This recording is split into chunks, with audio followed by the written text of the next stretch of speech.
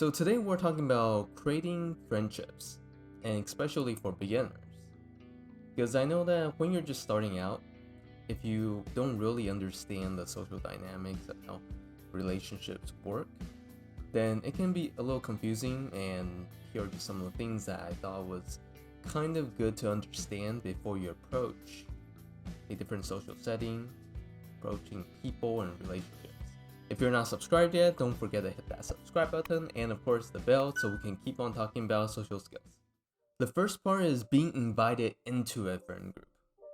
I know when we're trying to, befriend a group of people, we want to try to get into their social circle and be able to have a group of people so that becomes our social circle.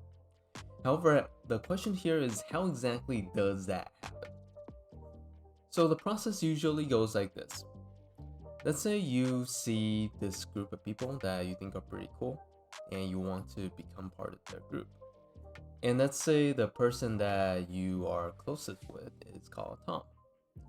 So you approach Tom and you talk with Tom, you kind of hit it off, and you get to talk to Tom slightly more frequent than usual. And as you and Tom talk more and more, inevitably, Tom starts to talk about his group and their activities because he hangs out with them too. And this is when you get a chance to peek into their social circle. If Tom here says, yeah, some of us are going to throw a frisbee next week. Do you want to come? That becomes your way in. It means that you have received an invitation for now to hang out with them.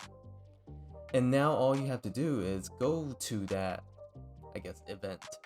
And then do the same thing, talk with the group, and kind of see if you and the group hit it off. And if that works also, then they will keep on inviting you, and you are technically inside the group. So what if in the same situation, Tom mentions the frisbee event, but he does not invite you? Like, what do you do then? This is when you can be a little more proactive in inviting yourself. Like, it's not weird, that's just what people do. Sometimes you have to be proactive. So you can say things like, oh, do you guys have room for one more? Or do you guys mind if I join? And if he says yes, that becomes your way in. If Tom still says no, don't panic. Don't feel super bad or upset over it. And definitely don't push for it. Wait maybe a couple months and then ask and try again to see if he's willing. And if he still isn't, then just still maintain the friendship and just try to invest your time in someone else or another group. Maybe this group just wasn't that kind of fit for you. The second aspect that I want to talk about is when you're building friendships with someone else, understand that most conversations are actually not that interesting. So if you feel like you're a boring person or you have nothing to talk about, that's actually really normal, because looking at the normal trajectory of our lives, it usually goes on repeat, and maybe one or two things happens that's like new per week.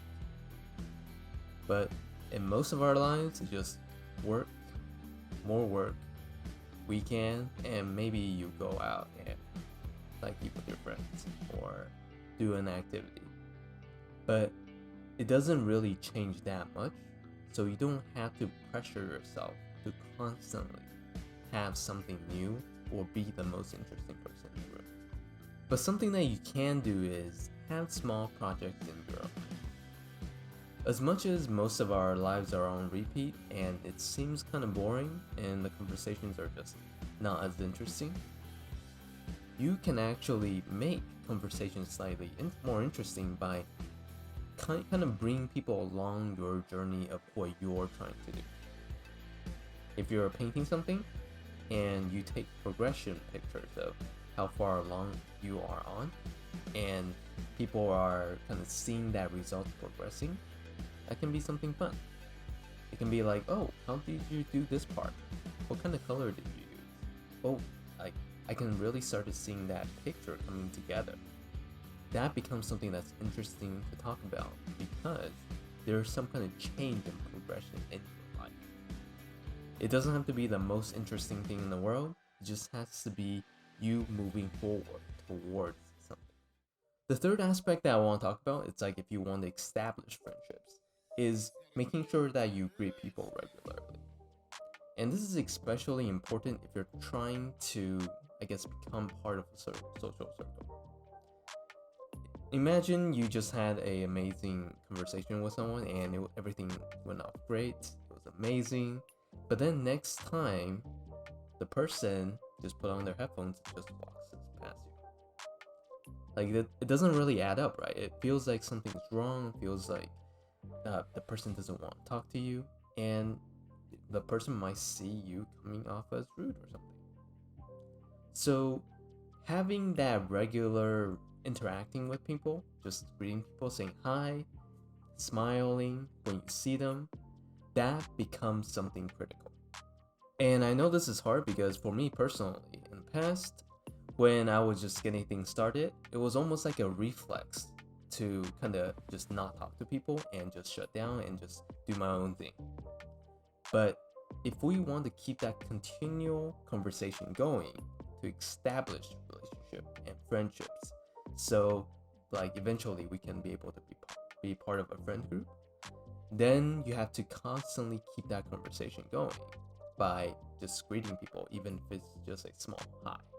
The last part that I want to talk about is when you're happy to live your own life, you tend to make friends much easier. I know a lot of times when we are focusing on trying to establish a social connection, a social circle, so that we can be able to enjoy life with other people, but if we focus on this friend group as the end goal and to be the end all be all of everything, that actually doesn't work, because friends are there as a main part, as kind of like an addition to enhance your experience in your life.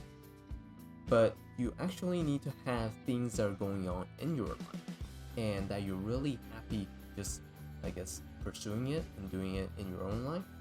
So when you guys are coming together, you have a bunch of people that are already pretty satisfied in their life and coming together to kind of share their individual experiences with each other, and then they can enjoy that together.